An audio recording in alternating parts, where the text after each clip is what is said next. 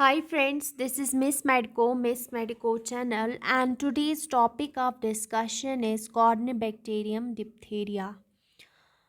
So far we have examined only 2 gram positive cocci. We have discussed about 2 gram positive cocci, streptococci and strephyllococci. These are gram positive cocci. Now we are going to study the 2 gram positive bacilli. 2 gram positive bacilli हम लोग जो study करने जा रहे हैं वो है 2 ग्राम positive bacilli. इसमें नंबर फर्स्ट आता है कॉर्निबैक्टीरियम कोराइनिबैक्टीरियम और दूसरा जो है वो है लिस्टीरिया मोनोसाइटोजेंस। कॉर्निबैक्टीरियम एंड लिस्टीरिया मोनोसाइटोजेनिस को हम लोग स्टडी करेंगे। ये दो बैक्टीरिया जो है ये दोनों बेसिलाई होते हैं और दोनों जो है नॉन स्पोर फॉर्मिंग बैक्टीरिया है जिनको हमने स्टडी करना है। इस वीडियो लेक्चर में हम लोग कॉर्निबैक्टीरियम को स्टडी करेंगे और बोथ जो ग्राम पॉजिटिव बेसिलाई है they infect the patients in paediatric age group. जो पीडियाट्रिक एज ग्रुप के पेशेंट्स होते हैं पीडियाट्रिक एज को ये इन्फेक्ट करते हैं दोनों बैक्टीरिया। तो चलिए हम लोग स्टार्ट करेंगे corynebacterium. First of all introduction. Corynebacteria जिसको हम लोग कोराइनिफॉरम बैक्टीरिया भी बोलते हैं, इट्स अ ग्रुप। ये एक ग्रुप होता है, मतलब झुंड होता है बैक्टीरिया का। अ ग्रुप ऑफ बैक्टीरिया, वो ग्रुप ऑफ बैक्टीरिया जो कि पहले ही मैंने कहा कि ये स्पोर्स नहीं फॉर्म करते, ये नॉन स्पोर फॉर्मिंग होते हैं और ये ग्राम पॉजिटिव होते हैं, यानी इनके पास सेल वॉल लार्ज होता है। ये ग्राम पॉजिटिव बेसिलाई होते हैं, रॉड शेप्ड होते हैं, टेंड टू बी क्लब्ड और इरेगुलरली शेप्ड। क्योंकि ये बेसिलाई है और ये एक बबल बनाते हैं और इरेगुलरली शेप्ड होते हैं, क्योंकि कोराइनी का मतलब होता है क्लब, इसलिए ये क्लब फॉर्मिंग बैक्टीरिया कहलाते हैं। क्लब शेप्ड बैक्टीरिया होते हैं, इसलिए इनको क्लब शेप्ड बैक्टीरिया कोराइनी बैक्टीरियम कहते हैं। अब सबसे मेन जो इनका एक ऑर्गेनिज्म है इस ग्रुप में वो है कोराइनी बैक्टीरियम डिप्थेरिया। वही हम लोग स्टडी करेंगे आज। कॉर्निबैक्टीरियम डिप्थेरिया क्या होता है? Causative agent of diphtheria, it is the major pathogen in this group. अगर हम देखेंगे जो मेन पैथोजन है, मेन डिजीज काजिंग ऑर्गेनिज्म है इस ग्रुप का, वो यही है कॉर्निबैक्टीरियम डिप्थेरिया। अगर जो बहुत सारे और भी पैथोजेनिक कॉर्निबैक्टीरियम है, लेकिन जो मेन है वो कौन है? ये जिसको मैंने हाईलाइट किया, कॉर्निबैक्टीरियम डिप्थेरिया।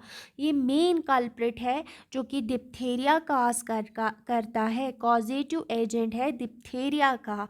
और अदर मेन जो है, अदर इम्पॉर्टेंट जो है वो ये है, क्या क्या अदर पैथोजेनिक कॉर्निबैक्टीरियम है।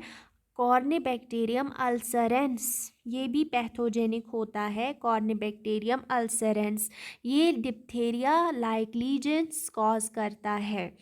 इसी तरह कॉर्निबैक्टीरिया जो कि सुपरफिशियल स्किन इन्फेक्शंस करते हैं, वो कॉर्निबैक्टीरिया जो कि सुपरफिशियल स्किन इन्फेक्शंस करते हैं, उनकी एग्जाम्पल है कॉर्निबैक्टीरियम माइन्यूटिस्मम जो है ये सुपरफिशियल स्किन इन्फेक्शन करता है। और कॉर्निबैक्टीरियम टेन्यूस ये सुपरफिशियल स्किन इन्फेक्शन करने के लिए रेस्पॉन्सिबल होता है।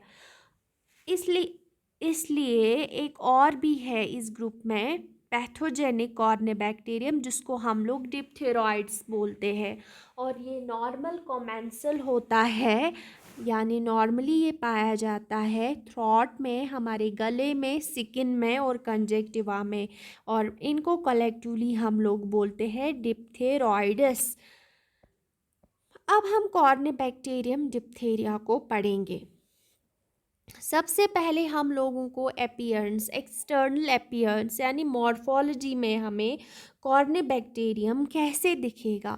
ये सिलेंडर लाइक होता है, ऐसे कुछ होता है, सिलेंडर लाइक ऐसे बैक्टीरिया होता है, सिलेंडर लाइक बैक्टीरिया, ये सिलेंडर लाइक होता है ये बैक्टीरिया, और इसके दो एंड्स होते हैं जैसा कि मैंने दिखाया है यहाँ पे, सिलेंडर, और ये ग्राम पॉजिटिव होता है, यानी कि ग्राम स्टेन लेता है, ग्राम पॉजिटिव होता है, और ये रॉड होता है, सिलेंडर लाइक होता है जैसा कि मैंने यहाँ पे दिखाया है।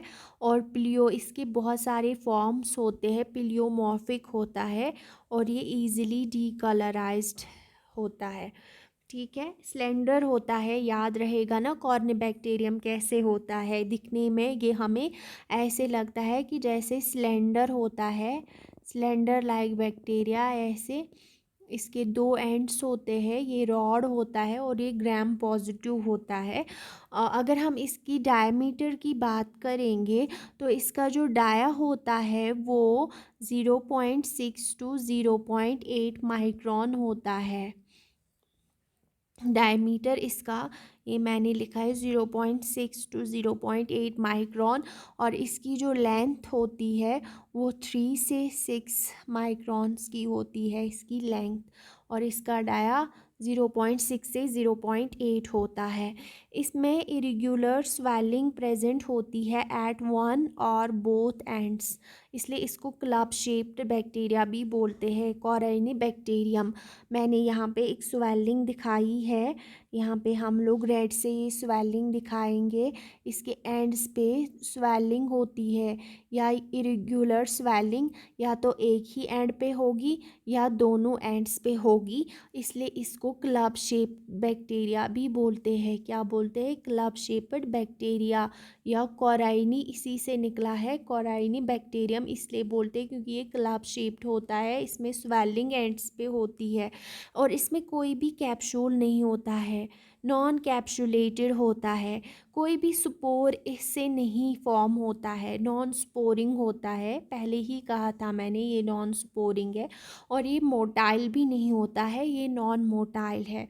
इसमें ग्रैन्यूल्स पाए जाते हैं, इसमें इस बैक्टीरिया में, यहाँ पे मैं दिखा रही हूँ, ये बैक्टीरिया है कुछ ऐसे, और इसमें कुछ छोटे छोटे जो है ग्रेन्यूल्स पाए जाएंगे, वो मैं यहाँ पे ग्रीन से आपको दिखाऊंगी। ये ग्रैन्यूल्स इस पे पाए जाते हैं, ये ग्रैन्यूल जिनको मैं बना रही हूँ ये एक्चुअली साइटोप्लाज्मिक इंक्लूजन्स होते हैं, इसमें पाए जाते हैं, उनमें पॉलीमेटाफॉस्फेट होता है in the cells, granules containing polymetaphosphate, granules में क्या होता है? पॉलीमेटाफॉस्फेट, और ये ग्रैन्यूल्स जो है ये टेकअप करते हैं bluish purple colour, bluish purple colour, ये ग्रैन्यूल्स कलर टेक करते हैं again, take up the bluish purple colour against lightly stained cytoplasm, और हमारा इसमें जो साइटोप्लाज्म होता है वो लाइटली स्टेन होता है, मतलब हमारे जो ग्रैन्यूल्स होते हैं वो पर्पल ब्लूइश कलर के होते हैं, और हमारा जो साइटोप्लाज्म होता है वो लाइटली कलर्ड होता है जब हम इनको लॉफलर्स मिथिलीन ब्लू डालते हैं। Hence these granules are called metachromatic granules, इसलिए इनको हम लोग मेटाक्रोमैटिक ग्रैन्यूल्स भी बोलते हैं, या वोलोटिन ग्रैन्यूल्स भी इनको बोलते हैं। जब हमने एल्बर्ट स्टेन पढ़ा था तभी मैंने कहा था कि ये पर्टिकुलर एक डाई होती है एल्बर्ट स्टेन की जिसमें टॉलिडीन ब्लू होता है, और ये ग्रैन्यूल्स इनको टेकअप करते हैं, इसलिए इसको वोलेटिन ग्रैन्यूल भी बोला जाता है, या बेब्स अर्नेस्ट ग्रैन्यूल्स भी कहा जाता है। और ये ग्रैन्यूल्स पोल्स पे ज़्यादा होते हैं, पोलर बॉडीज़ भी इनको बोलते हैं। ठीक है, बेसिलाई जो है, ये जो रॉड शेप्ड बैक्टीरिया है कॉर्निबैक्टीरियम, रॉड बेसिलाई को बोलते हैं रॉड, तो बेसिलाई और अरेंज्ड इन कैरेक्टरिस्टिक फैशन, ये पर्टिकुलर फैशन में ऑकर होते हैं इन पेयर्स और ग्रुप्स। यहाँ पे आप देखेंगे कॉर्नबैक्टीरियम डिप्थेरिया को दिखाया गया है पेट्री डिश में। आप देख सकते हैं कि इनका एक पर्टिकुलर फॉर्म होता है, ये एक एंगल्स पे ऑकर होते हैं और ये दो दो की फॉर्म में अवेलेबल होते हैं, in the form of V और in the form of L, in the form of L और in the form of V, और ये एंगल्स पे ऑकर होते हैं विद ईच अदर। सो वही कहता है बैसिलाई फॉर्म एंगल्स और groups with each other like V और L, this is called Chinese letter arrangement. और ये जो पर्टिकुलर अरेंजमेंट दिखाया गया है इसको हम लोग चाइनीज़ लेटर अरेंजमेंट भी बोलते हैं, क्योंकि ये हमेशा इसी फॉर्म में ऐसे ऐसे ये कॉर्नबैक्टीरियम ऑकर होते हैं इन ग्रुप्स और at angles to each other. और एल शेप्ड कैरेक्टर में इसको बोलते हैं चाइनीज़ लेटर अरेंजमेंट। क्योंकि जब सेल बाइनरी फिशन होता है तो उस टाइम पे क्या होता है कि इनकम्प्लीट सेपरेशन होती है इस बैक्टीरिया की, इसलिए ये इस तरह से दिखता है चाइनीज़ लेटर लाइक, कुछ ऐसे इसकी फॉर्म होती है लाइक वी, और इस तरह से बाइनरी फिशन के टाइम मतलब जब इनका डिवीजन होता है तो इनकम्प्लीट सेपरेशन होती है, इसलिए इस तरह से कुछ दिखता है। अब हम कल्चरल कैरेक्टर्स की बात करेंगे। कल्चरल कैरेक्टरिस्टिक्स की अगर हम बात करेंगे तो इनके लिए जो है एनरिचमेंट मीडिया की ज़रूरत पड़ती है इनकी ग्रोथ के लिए, और वो मीडिया जो है जब हम ब्लड डालते हैं मीडिया में वो एनरिचड बन जाता है। पर्टिकुलरली इनको सीरम की ज़रूरत पड़ती है जिसको हम लोग लॉफलर्स स्लोप कल्चर बोलते हैं, इसमें सीरम की ज़रूरत पड़ती है, या एग कल्चर में भी इनको हम लोग कल्चर कर सकते हैं। प्रॉपर ग्रोथ के लिए, गुड ग्रोथ के लिए इनको हम लोगों को एनरिचमेंट मीडिया ही देना पड़ता है, और ऑप्टिमम टेम्परेचर इनको 37 डिग्री पे ही ग्रोथ होती है, और पीएच जो है 7.2 होना चाहिए। और ये जो कॉर्नबैक्टीरियम डिप्थेरी है ये एरोबिक बैक्टीरिया है, यानी वहाँ पे ग्रो करेगा जहाँ पे ऑक्सीजन की कॉन्सेंट्रेशन बहुत ज़्यादा होगी, लेकिन कभी कभार ये फैकल्टेटिव एनारोब्स भी होते हैं। मतलब कभी कभी जब इनको एरोबिक कंडीशंस प्रेजेंट नहीं होगी तो ये फैकल्टेटिव एनारोब्स भी बन जाते हैं। अब जाके ग्रोथ जो है वो 3 मीडियम्स में इनकी होती है। सबसे पहले सीरम ब्रॉथ में ये जो ग्रोथ होती है वो टर्बिडिटी दिखाती है, मतलब वहाँ पे टर्बिड एनवायरनमेंट दिखेगा इस सीरम ब्रॉथ में, और वहाँ पे इनकी फॉर्मेशन होती है एक लेयर की जिसको हम लोग पेलिकल फॉर्मेशन बोलते हैं। और यहाँ पे जो ये डिपॉजिट होता है ये आइडेंटिफाई करने में हेल्प करता है कॉर्नबैक्टीरियम डिप्थेरी की, मतलब जहाँ पे भी टर्बिडिटी होगी वहाँ पे हमें पता चलेगा कि यहाँ पे कॉर्नबैक्टीरियम डिप्थेरी है, इसका नेचर ऐसे ही होता है इन सीरम ब्रॉथ। अगर हम लॉफलर स्लोप कल्चर की बात करेंगे तो अगर हम इनको स्लोप कल्चर में फॉर अबाउट 6 to 8 आवर्स के इंक्यूबेशन के बाद 6 to 8 आवर्स जो है इंक्यूबेट करेंगे तो वहाँ पे क्या दिखेगा, कॉलोनी दिखेगी हमें, इसमें स्मॉल दिखेगी, लॉफलर स्लोप कल्चर में स्मॉल दिखेगी, ग्रैन्यूलर होगी, बहुत सारा ग्रैन्यूल्स हमें दिखेगा, मॉइस्ट होगा, क्रीमी होगा यहाँ पे, एंड इरेगुलर एजेस होंगे यहाँ पे, इरेगुलर एजेस दिखेंगे यहाँ पे जब हम इसको लॉफलर स्लोप कल्चर जो कि कॉर्नबैक्टीरियम के लिए एक पर्टिकुलर कल्चर होता है जो कि इसमें सीरम यूज़ होता है, और इसमें हम लोग 6 से 8 घंटे तक इंक्यूबेट करते हैं इस बैक्टीरिया को। फिर कॉलोनीज अपीयर होती है जो कि स्मॉल होती है, ग्रेन्यूलर होती है और मॉइस्ट होती है, क्रीमी होती है, और इरेगुलर एड्स होते हैं इसके, ठीक है। और दूसरा जो है वो है ब्लड टेलोराइट मीडियम में 0.04% जो है इस मीडियम में। एक्चुअली ये एक सिलेक्टिव मीडियम होता है, पहले मैं ये बता दूँ, ये सिलेक्टिव मीडियम होता है ब्लड टेलोराइट मीडियम। इसमें क्या होता है कि हम लोग डिफ्रेंशिएट करते हैं इस मीडियम से बैक्टीरिया को इनटू ग्रेविस, माइटिस एंड इंटरमीडियस। इसलिए सिलेक्टिव मीडिया होता है और इससे हम लोग डिफ्रेंशिएट करते हैं। ये डिफ्रेंशिएशन में हेल्प करता है ऑफ कॉर्नेबैक्टीरियम डिप्थेरी जो है, इसकी डिफ्रेंशिएशन के लिए यूज़ किया जाता है ब्लड टेलोराइट मीडियम। जब हमें पता है कि इसके 3 फॉर्म्स होते हैं ग्रेविस, जब हमें डिप्थेरिया पढ़ा होगा तब हमें ये फॉर्म्स याद आती है। इसके 3 फॉर्म्स होती है ग्रेविस, माइटिस और इंटरमीडियस। ये जो है ये मीडिया सिलेक्टिव मीडिया होता है और ये हमें डिफ्रेंशिएशन ऑफ कॉर्नेबैक्टीरियम इनटू ग्रेविस, माइटिस और इंटरमीडियस में हेल्प करता है। जो यहाँ पे टेलोराइट मीडियम होता है, ये जो माइटिस और ग्रेविस में क्या होता है, टेलोराइट मीडियम चेंज होता है इनटू टेलोरियम और वहाँ पे ब्लैक ग्रे कॉलोनीज अपीयर होती है।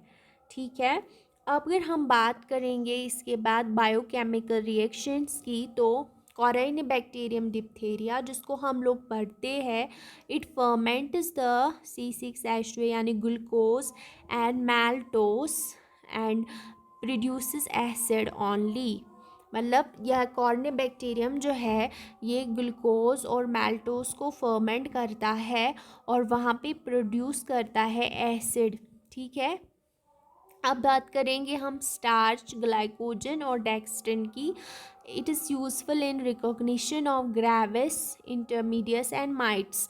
एक और होता है स्टार्च की फर्मेंटेशन, ग्लाइकोजन की फर्मेंटेशन और डेक्स्ट्रिन की फर्मेंटेशन हमें हेल्प करता है इन रिकॉग्निशन ऑफ ग्रेविस, क्योंकि ग्रेविस इन तीनों को फर्मेंट करता है और इंटरमीडिएट जो है इन तीनों को फर्मेंट नहीं करता है। No fermentation is caused by intermediates and mitis bacteria of no fermentation of what starch की फर्मेंटेशन नहीं करता है, ग्लाइकोजन की फर्मेंटेशन नहीं करते हैं माइटिस और इंटरमीडियस, और डेक्स्ट्रिन की फर्मेंटेशन नहीं करते हैं माइटिस और इंटरमीडियस, जबकि ग्रेविस इन तीनों को फर्मेंट करता है। कॉर्नेबैक्टीरियम जो है ये ग्लूकोज और मैल्टोज को फर्मेंट कर सकता है, लेकिन जो ग्रेविस वाले होते हैं वो फर्मेंट कर सकता है स्टार्च को भी, ग्लाइकोजन को भी और डेक्स्ट्रिन को भी। लेकिन हमारे इंटरमीडिएट्स और माइटिस फॉर्म्स जो है ये स्टार्च, ग्लाइकोजन और डेक्स्ट्रिन को फर्मेंट नहीं कर पाते हैं। कॉर्नेबैक्टीरियम डिप्थेरी जो है ये बैक्टीरिया कैटालेस पॉजिटिव है, यानी इसके पास एंजाइम कैटालेस पाया जाता है, इसलिए हाइड्रोजन पेरोक्साइड को ब्रेक कर सकता है इनटू वाटर और ऑक्सीजन में। ठीक है, यानी इसके पास कैटालेस प्रेजेंट होता है और ऑक्सीडेज प्रेजेंट नहीं होता है। अब हम इनकी डिफ्रेंशिएशन करेंगे कॉर्नेबैक्टीरियम डिप्थेरिया को into gravis form, intermedius form and mitis form. अगर हम ग्रेविस की बात करेंगे, दे आर शॉर्ट। अगर हम इनकी मॉर्फोलॉजिकली देखेंगे तो ये शॉर्ट होते हैं, uniformly stained with few granules. यहाँ पे कुछ ग्रैन्यूल्स जो है ये शॉर्ट होते हैं और कुछ ग्रैन्यूल्स स्टेन करते हैं यूनिफॉर्मली। इंटरमीडिएट जो है वो लॉन्ग होते हैं, इरेगुलरली बैरिड, वेरी पिलियोमॉर्फिक, इनकी फॉर्म्स बहुत होती है और पुअर ग्रैन्युलेशन जो है वो इंटरमीडिएट्स में देखी गई है। अगर हम बात करेंगे माइटिस फॉर्म की, तो ये लॉन्ग होते हैं, ये कर्व्ड होते हैं, इनकी बहुत सारी फॉर्म्स होती है पिलियोमॉर्फिक और इनमें ग्रैन्यूल्स जो है वो प्रोमिनेंट होते हैं। इस बैक्टीरिया में ग्रैन्यूल्स प्रोमिनेंट होते हैं किसमें, माइटिस फॉर्म में, और पुअर ग्रैन्युलेशन जो है वो इंटरमीडिएट्स में होती है। ग्रेविस में जो है फ्यू ग्रैन्यूल्स होते हैं, ठीक है, वो शॉर्ट होते हैं ग्रेविस। इंटरमीडिएट्स लॉन्ग होते हैं, ये बैक्टीरिया लॉन्ग होते हैं लेकिन ये थोड़े से कर्व्ड होते हैं माइटिस। ठीक है, अगर हम ग्रेविस की बात करेंगे तो colonies 1 to 2 mm on tellurite blood agar, having grayish black center and semi-translucent periphery with commencing crenation of edge, daisy head colony। अगर हम बात करेंगे ग्रेविस फॉर्म की, तो अगर हम टेलुराइड ब्लड एगार में देखेंगे तो यहाँ पे इनका जो सेंटर होता है, सेंटर बिल्कुल ब्लैक सेंटर होता है, मैं ब्लैक से दिखाऊंगी। इनका सेंटर ब्लैक होता है टेलुराइड मीडियम में, और सेमी ट्रांसल्यूसेंट पेरिफ्री पाई जाती है विद कॉमेंसिंग क्रेनिएशन ऑफ एज, और एज जो है वो क्रेनिएशन दिखाते हैं पेरिफ्री पे। इसको हम लोग डेजी हेड कॉलोनी बोलते हैं। अगर हम बात करेंगे इंटरमीडियट्स की, तो साइज़ 1 mm होता है, हैविंग डल, क्योंकि ग्रैन्युलर सेंटर, इनमें ग्रैन्यूल्स नहीं होती तो सेंटर डल ग्रैन्युलर सेंटर दिखता है, with smooth and glistening periphery carrying lighter ring near the edge. Frog edge colony यहाँ पे देख सकते हैं हम, क्योंकि यहाँ पे ग्रैन्यूल्स नहीं होते तो सेंटर जो है वो डल लाइक होता है, with smooth and glistening periphery इसमें होती है। और ये फ्रॉग एग कॉलोनी जैसे होता है वैसे ही दिखता है, जैसे कि फ्रॉग एग्स होते हैं वैसे ही होता है ये कॉलोनीज ऑफ इंटरमीडिएट्स। माइटिस में जो कि ग्रैन्युलर्स होते हैं तो ये ब्लैक होता है, shiny black, flat with central elevation. Poached egg जिस तरह होता है उस तरह की कॉलोनी, जैसे पाउचड एग होता है उस तरह की कॉलोनी माइट्स में दिखाई देती है। अब हम बात करेंगे ग्रेविस की, तो हीमोलिसिस यहाँ पे वेरिएबल पाई जाती है। यहाँ पे ये इंटरमीडिएट नॉन हीमोलिटिक होता है, और माइटिस फॉर्म जो होता है वो हीमोलिटिक होता है।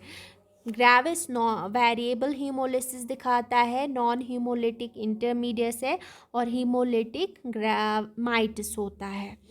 यहाँ पे ग्रेविस में कंसिस्टेंसी ब्रिटल होती है मीडियम की, और breaks readily, not emulsifiable. Consistency brittle होती है, वो ब्रेक हो जाता है। इंटरमीडिएट में जो कंसिस्टेंसी होती है बिटवीन ग्रेविस एंड माइटिस होता है। अगर हम माइटिस की बात करेंगे वो सॉफ्ट होते हैं, colony butyrous and emulsifiable easily होती है। Growth in broth is granular deposit, no turbidity and surface प्लाकल।